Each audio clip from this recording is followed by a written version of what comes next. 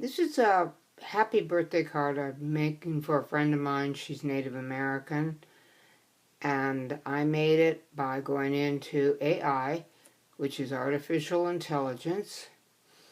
And I created, by typing up a description, this beautiful lady sitting here with a fox. It's a 6x6 card because they will only give me a square design. Maybe I don't know how to use the software fully yet, but anyway, I thought she was very pretty.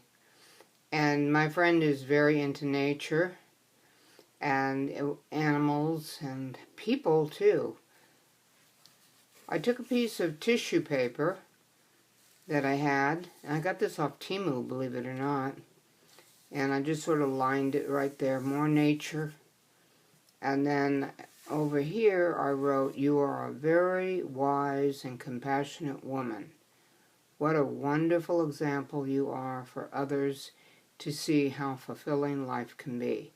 Enjoy your special day." And of course I signed it on the back.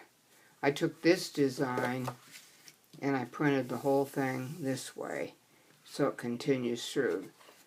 If I were to sell this card without it being personalized, I would probably sell it for about $6. In this case, I'm thinking not so much about the paper as I am the ink. Ink is very, very expensive.